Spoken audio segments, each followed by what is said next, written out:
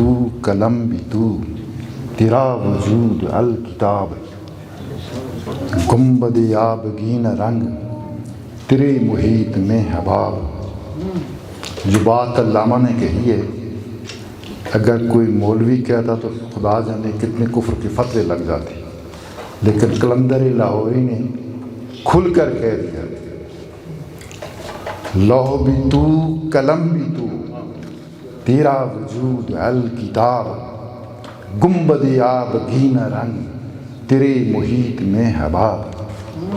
فرمایا کہ یہ جو آسمان ہے گنبد آبگین رنگ، آپ کی سلطنت میں اس کی حیثیت ایسی ہے جیسے سمندر میں ایک بلبلہ ہوتا ہے۔ فرماتے ہیں شوق تیرا اگر نہ ہو میری نماز کا امام، شوق تیرا اگر نہ ہو میری نماز کا امام، میرا سجود بھی حجاب، میرا قیام بھی حجاب۔ چونکہ میلاد کے دن ہیں اس لیے میں تھوڑا سا اس طرف ضرور آؤں گا۔ اور پھر فرماتے ہیں تیری نگاہ ناز سے دانو مراد پاگ ہے، تیری نگاہ ناز سے دانو مراد پاگ ہے، عقل غیاب جستجو، عقل غیاب جستجو، عشق حضور و اضطراب۔ میرے نہایت ہی واجب الاحترام اسٹیج پہ بیٹھی ہوئی عوامی تحریک کی قیادت، تعارف ہو چکا، اس لیے نام لینے کی ضرورت نہیں ہے، میں اختصار سے کام لیتا ہوں۔ تحریک منہاج القرآن کے جملہ فورمز اور بالخصوص تحصیل میری تحریک منہاج القرآن کے جملہ فورمز، کارکنان و قائدین، میں سب کو آج کی اس بزم میں جو گرینڈ ہائٹس میں ہو رہی ہے، اور یہ وہ جگہ ہے جہاں اس سٹیج پر بیٹھ کر میرے قائد نے سن 2000 میں خطاب کیا تھا، وہ بھی ورکر کنونشن تھا جس میں گیدرنگ اس سے کوئی 10 گنا زیادہ تھی، اور بے شمار لوگ تحریک پاکستان عوامی تحریک میں شامل ہوئے تھے۔ عظامات گاہے گاہے ہمارے کنونشن جہاں ہوتے رہے، آج جو نظام تبدیلی نظام کا کنونشن ہو رہا ہے، اس پر مختصر سی بات میں ضرور کروں گا۔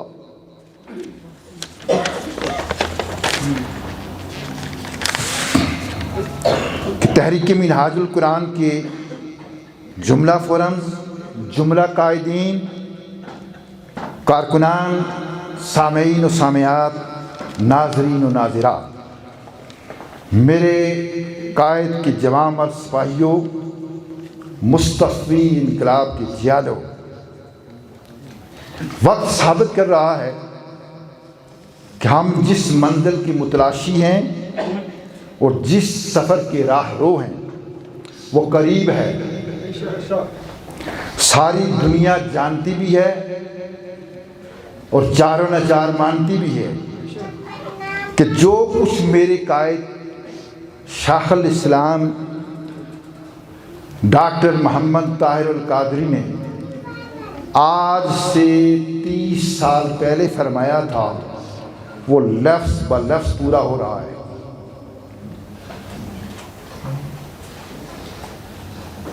ڈاکٹر صاحب جب یہاں سٹیج پہ بیٹھے ہوئے تھے تو سپاس نامہ میں نے پیش کیا تھا۔ میرے سارے دوستوں نے اس وقت اس سپاس نامے پہ اعتراض کیا تھا کہ یہ باتیں آپ مجھ سے نہ کہیں، یہ نہ کہیں، یہ نہ کہیں۔ وقت تھوڑا تھا، میں نے کہا کہ آپ اس طرح کریں کہ جو جملے آپ کو غلط لگتے ہیں نشان لگا دیں، میں پڑھوں گا نہیں۔ اب اس کو بدلنے کی تو کا وقت تو نہیں ہے، لہٰذا آپ نشان لگا دیں۔ انہوں نے انڈر لائن کر دیا۔ قریشی صاحب تھے، اللہ پاک ان کو جنت نصیب کرے، ان کے دوسرے ساتھی بھی تھے۔ انہوں نے کہا کہ یہ اس پاس نامے میں یہ پڑھنے کے قابل نہیں ہے، ہماری کی بڑی قیادت بیٹھی ہوئی تھی۔ جب میں نے پڑھا تو ایک لفظ بھی نہیں چھوڑا، سارا پڑھ دیا۔ ڈاکٹر صاحب نے وہ پاس نامہ مجھ سے لے لیا، وہ ساری گفتگو اسی پر کر دی۔ دنیا حیرت میں آ گئی۔ کہنے کا مقصد یہ تھا کہ انہوں نے کہا تھا کہ ساری دنیا کے اندر شخصیات کرپٹ ہیں۔ ایک کرپٹ شخصیت جب بدل جاتی ہے، حالات درست ہو جاتے ہیں، نظام بدل جاتا ہے۔ یہ واحد ملک ہے پاکستان کہ جس میں شخصیات تو ہیں ہی کرپٹ، لیکن نظام بھی کرپٹ ہے۔ جب تک نظام نہیں بدلے گا، فرشتہ لے آؤ فرشتہ، حالات نہیں بدلیں گے۔ یہ بات جو میرے قائد نے 30-35 سال پہلے کہی ہے، مسلسل سے کہہ رہے ہیں، آج دن تک خال خال کسی کے ذہن میں یہ بات رہی۔ کہتا کوئی نہیں ہے، وہ سارے ہیں جو مانتے ہیں، کہتے ہیں، ہمارے مخالف ترین بھی کہتے ہیں کہ جو بات ڈاکٹر صاحب کہہ رہے ہیں اس کے علاوہ اس پاکستان کا حل ہی کوئی نہیں ہے۔ ایک ہی حل ہے، وہ یہ ہے کہ نظام بدلو، اور اس کا نام ہے مصطفی انقلاب۔ پورے نظام کو کھنگالنا ہے، پورے نظام کو۔ میں بحیثیت وکیل یہ عرض کرنا چاہتا ہوں، قانون کی کتابیں اٹھا کر دیکھو، کسی کی عمر 150 سال ہے، کسی کی عمر 100 سال ہے۔ پاکستان بننے کے بعد چند ایک قوانین، وہ بھی اپنی ضرورت کے مطابق انہوں نے ان کرپٹ لوگوں کی تحفظ کے لیے، چونکہ کرپٹ لوگ ہیں، قیادت کرپٹ ہے، ہر فیلڈ میں، ہر جگہ، ہر کی پوسٹ پہ بیٹھے ہوئے کرپٹ لوگ ہیں، تو وہ اس کرپٹ نظام کو تحفظ دے رہے ہیں۔ یہ کرپٹ نظام ان کو تحفظ دے رہا ہے، وہ اس کو تحفظ دے رہے ہیں۔ اور یوں اتنا عرصہ گزر گیا ہے، سپریم کورٹ میں ڈاکٹر صاحب کے ساتھ میں گیا تو وہاں لائبریرین نے مجھے بتایا کہ یہاں ایک گوری آئی تھی، اس نے کنٹریکٹ ایکٹ مانگا۔ کنٹریکٹ ایکٹ کی کتاب جب میں نے دی تو وہی برطانیہ کی بنی ہوئی 100 سال پرانی تھی، اس نے اٹھا کر پھینکی اور ساتھ گالیاں دے کر کہا کہ بے غیرت اتنا زمانہ ہو گیا تو اتنا سا ایکٹ نہیں بنا سکی۔ یہ صورتحال ہے، ایک ہی نہیں، سارے جتنے بھی ہیں سب۔ کیوں؟ وجہ وہی ہے کہ یہ کرپٹ نظام ہے، یہ کرپٹ لوگوں کو تحفظ دیتا ہے، کرپٹ لوگ اس کو تحفظ دیتے ہیں۔ سو اگر ہم چاہتے ہیں کہ اس ملک کے حالات بدلیں تو پھر ہمیں مصطفی انقلاب کی طرف آنا ہوگا، کوئی اور چارہ کار نہیں ہے۔ اس لیے میرے دوستوں، میرے بھائیوں، ہم اس نظام کے لیے اپنی جدت و فرض سمجھتے ہیں، اور یہ جہاد ہے، اس جہاد میں شامل ہو۔ حالات جو بھی ہوں، انسان مقدور پر کوشش کرتا ہے، صلہ دینا اس کا کام ہے، کوشش ہمارا فرض ہے، ہمیں یہ کوشش کرنی چاہیے۔ اور جس شخصیت نے ہمیں یہ سبق پڑھایا ہے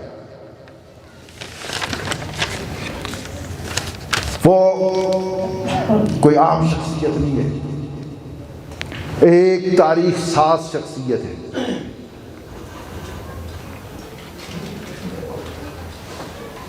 دنیا میں بہت سارے قابل لوگ آئے ہیں، اس وقت بھی ہیں۔ کوئی ایک فن میں ماہر و یکتا ہے، کوئی کسی ایک علم میں اپنا ثانی نہیں رکھتا، لیکن خال خال ہمہ جیسی شخصیات پیدا ہوتی ہے، اور میں جو اللہ نے مجھے بصیرت دی ہے، بصارت دی ہے، میں کیا ہوں؟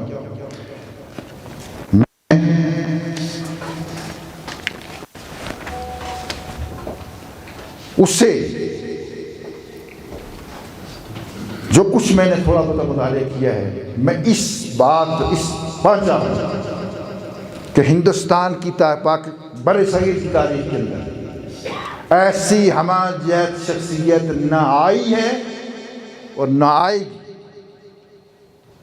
ہر فیلڈ کے اندر کوئی ایک فیلڈ نہیں ہے کہ جس میں کوئی ان کا مقابلہ کر سکے۔ کہنا میں یہ چاہتا ہوں جو علامہ نے کہا ہے کہ عمرہا در کعبہ بت خانہ می نالد حیات، تاز یک دانائے راز آید بروں، اور اس کا خود ترجمہ کیا ہے، ہزاروں سال نرگس اپنی بے نوری پہ روتی ہے، بڑی مشکل سے ہوتا ہے چمن میں دیدہ بر پیدا۔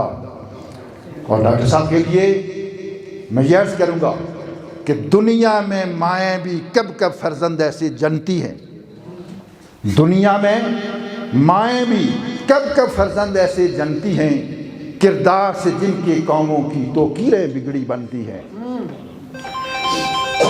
موازنہ کر لیں، 100 بار انہوں نے بھی کہا، ہم نے بھی کہا ہے، اگر کوئی اور ایسی شخصیت ملے ان کو چھوڑ دیں، ادھر چلے جائیں۔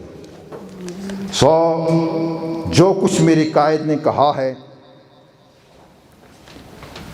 وہ لفظ بلفظ پورا ہو رہا ہے اور پورا ہوتا رہے گا۔ اب ہمارا فرض یہ بنتا ہے کہ ہم کس قدر مصطفی انقلاب کے لیے ان کا ساتھ دے رہے ہیں۔ ہمیں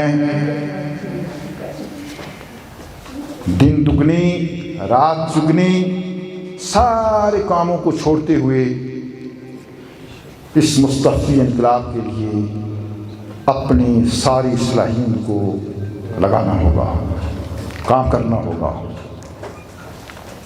آپ کا ایک بار پھر شکریہ۔ اللہ پاک ہمیں مصطفی انقلاب کے لیے خون کا آخری قطرہ بھی بہانے کی توفیق عطا فرمائے۔